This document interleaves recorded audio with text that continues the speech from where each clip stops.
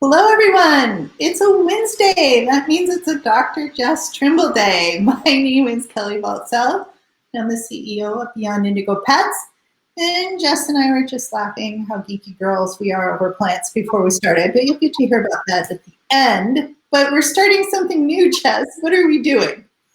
We are still including all things telehealth, but we're going to shift the focus a little bit to more just general technologies that will be affecting the veterinary world, either have been already or will be. And most of those are related to or included within the telehealth sphere, but then also companies that are really sort of living and breathing the startup world or some of these new technologies as well. So we're going to kind of make a shift for the next couple of weeks because there's some really cool technologies and companies that There are is to really cool stuff. to. Yeah. So we'll have a fun time going to these next ones here. But let's see. We're starting with this week 3D printing, and which in my sort of accumulating information for this, I didn't realize the technical name for 3D printing is actually additive manufacturing, which makes sense because 3D printers are literally just adding layer upon layer and manufacturing whatever it is that you want to create. And so the really important thing about 3D printing is that in comparison to manufacturing today, where if something is incredibly complex or customized, it's super expensive, it takes a lot of time, versus in our 3D printing world, complexity is free. It's incredibly easy to add layers and layers in these complex geometric structures, and also to make things in a more personalized or customized manner. And so 3D printers, similar to all the rest of the technologies we see, 10 years ago cost $20,000. Now you can get a cheap one for 200 to 300 bucks. And the nicer ones are between $2 and $4 grand.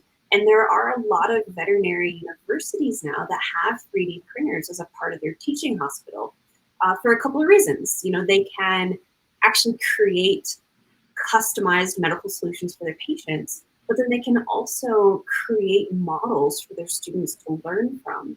So rather than having to show a student, a real dog's heart to learn the vasculature and the valves, we can now 3D print one that's perfect and cut it open. And especially some of these animals that have some really interesting anatomical defects or diseases, we can just take a CAT scan, have the model, and learn from that. And so this is going to revolutionize the way that veterinary students can learn, but it's also going to really revolutionize the way that we create everything from these super cheap little things that we have to go to Amazon to order, and you hate doing it because of all of the packaging and the shipping. You may soon be able to make those little things in your own home or have a community 3D printer because these printers are really starting to get communities built around them. It's strengthening these local networks. And so, again, on the medical side, splints, prosthetics, creation of literal weapon and tissue scaffolding. And so we can 3D print some of these tissue scaffolding and then grow live cells on them for organ transplants and skin grafts. One thing I really love is that they're 3D printing rhino horns, and they can use the exact same material in a real horn. They're flooding the market with these rhino horns. And so now poaching is taking a real hit because nobody can tell the difference between a fake horn and a real horn. So 3D printing is it's really going to make a difference medically as well as in all things of the rest of the world. And I would not be surprised if a large number of some of our more progressive veterinary hospitals have a 3D printer in their treatment room, within the next 5 to 10 years, specifically for making custom splints, prosthetics, orthopedic devices, and things like that. So that's a really cool technology that's coming our way.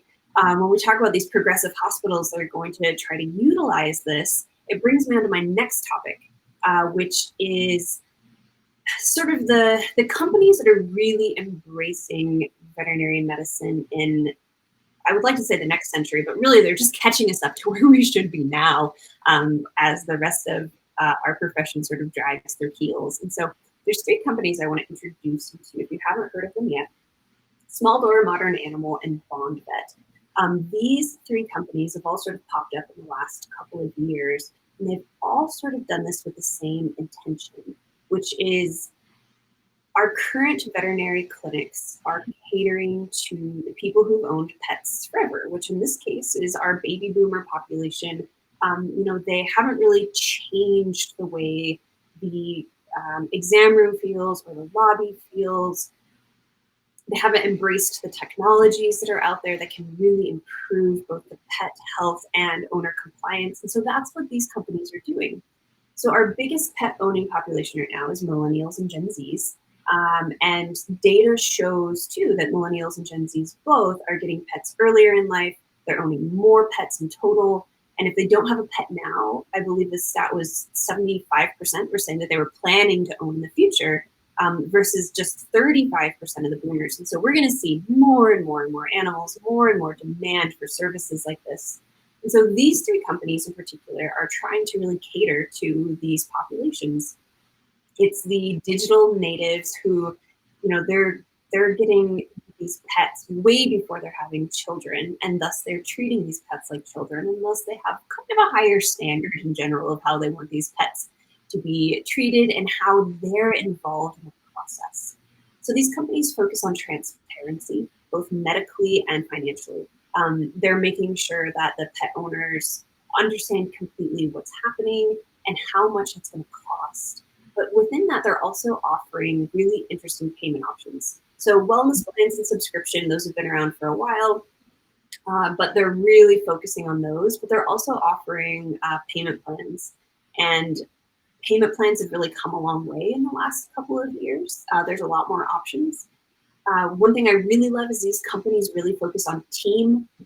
They have finally brought to light the fact that if your veterinary team is miserable, then your pets aren't getting great care too.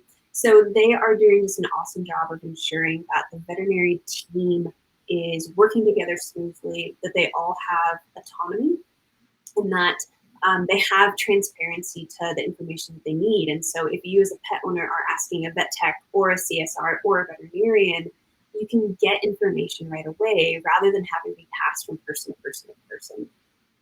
They focus a lot on being tech enabled. They have apps that allow you to access your pet's medical records, to create appointments, to have telemedicine. And they really focus on low stress, unique spaces that aren't meant to feel like a clinic. And so they focus a lot on design of how can we make both the person and the pet comfortable in this area. And so it's not that sort of stressful, you walk into the clinic and it's filled with barking dogs and yelling cats and you can smell the disinfectant. We're trying to get rid of that experience. And they're focusing a lot on convenience, flexibility, opening later, having more personalized care, and then also building a community. These companies are often memberships. And so if you're a member of this company, then they will try to build a community with all the rest of the members through, little like forums or parties to get dogs together, puppy classes, sending educational materials. And so they try to get all of their members to really feel like they're part of the family of this company. So these three are all VC backed, which means they have millions and millions and millions of dollars to play with as compared to a regular practice. But I'm going to really enjoy watching these three companies and how they evolve. Because they have more finances, they're going to be able to test and experiment and see what really works. And then we'll be able to take those things and push them out to all the rest of the practices to help bring them up as well. So really excited about these three companies. They're really doing it differently. And I feel like they're really doing it in a responsible way and a way that's going to be the best for both pets and people both. Yeah, so both of those items, I didn't even think about 3D printing for schools, like making a heart, right? So then you don't have maybe the cadaver lab quite the same way, right? Then you have more of an intricate lab and then you could even produce hearts that are wrong, versus trying to find a heart that's wrong, Absolutely. right? And wrong could cover a lot of territory there. But I would think, being you as being a former student, that would have been pretty cool to just. Oh, it'd be incredible. In anatomy class first year, they give you what's called the bone box, and it's literally like a fishing lure box just full of dog bones. And by the end of the year, you're expected to, memorize them all. But to be able to do that with a 3D printed bone rather than an actual chihuahua in a box, would be a great, great thing to be able to accomplish. Oh, in a box. Yeah, there's a lot of things that we could change in the veterinary educational model with really great 3D printing. That would be really cool. And then your other companies, like I went and just pulled up one of them, and your comment about the generation with the most pets, well, that generation also tends to have the most debt.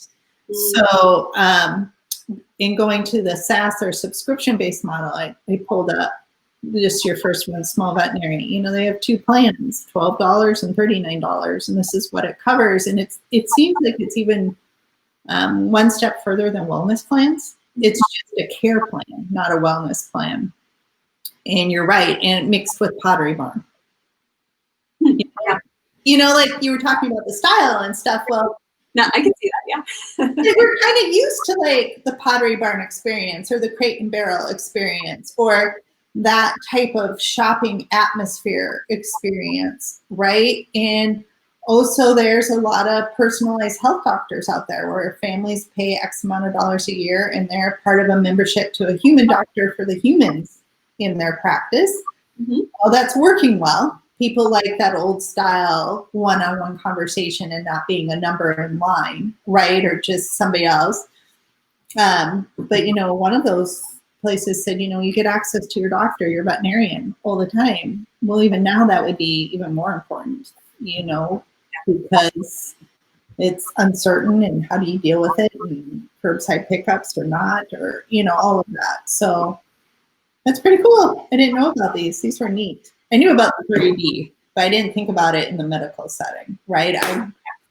I've been looking at VR work for school. Yeah. Right? Like, so you can put on the goggles and actually complete a whole surgery in a VR suite or in a medical school setting. And then you don't have the chihuahua on the table. You have him. Yeah. And we can talk about that one next week. There's a couple of companies I know of that are doing VR and augmented reality specifically for veterinary schools just for that. Because certainly we in veterinary school, we don't get the chance to scrub in on as many surgeries as we'd like to do, or sometimes you scrub in on something you're never going to do. I remember I did 5 hemilaminectomies. Like that is where, a dog's back goes out and you're removing a part of its spinal cartilage. I'm never going to do that. There was no need for me to ever sit in through 5 of those surgeries. But that was what was available at the time. And so we did it. And so this will allow us to see just such a greater expanse of situations and medical abnormalities. It'll be great. Oh, it's so much fun. It's like Star Trek medicine, right? Yeah. So you're coming to light in front of us. It's really, really cool. Yeah, so, it's getting closer and closer. It is getting closer and closer. That is awesome. So speaking closer and closer, our gardens are getting closer and closer to harvest.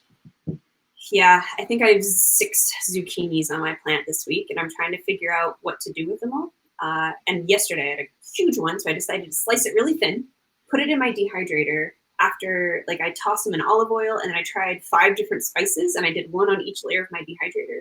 But I didn't think about the fact that all of those spices didn't really go together, and my whole house smelled horrible for about 6 hours as the dill and the garlic and the bananas that I also put in there, like bananas and dill don't go together. It was a disaster. So I'll tell you how the zucchini chips come out, but it might not be a winner. You can blanch zucchini and freeze it for stews and stuff later. So That's what I've been doing. It's super easy. What have you got growing right now other than zooks? I am looking out my window right now at cantaloupe, zucchinis, Brussels sprouts, green beans, and they've taken over the garden, all of it. Tomatoes are coming due, herbs. I haven't dug up any potatoes yet. Bok choy. which is great, and stir fry, and it's really super easy to grow. Super easy to grow. Stuff out there. Yeah. So I mean, it's just it's sort of jungly. A machete might be required to go back there. It's pretty insane. So I'm excited. It's just hard that it's August already, and so I'm not mentally in August. I'm still at 4th of July, and so for me to say, "What do you mean stuff's coming due and I need to do something with it?" is sort of kind of where I'm at. Yep, very, very soon I'm gonna have to figure out how to can a whole lot of tomatoes. It'll be fun. You can also freeze them whole. Yeah. So yeah. Perfect. Awesome. Well, we will see you next week. I look forward to seeing VR stuff. That would be super cool. Maybe I'll have a few pictures or a video of it too. We can run in the background. That would be fun. Definitely. Looking forward to it. We'll see you next week. See you. Bye.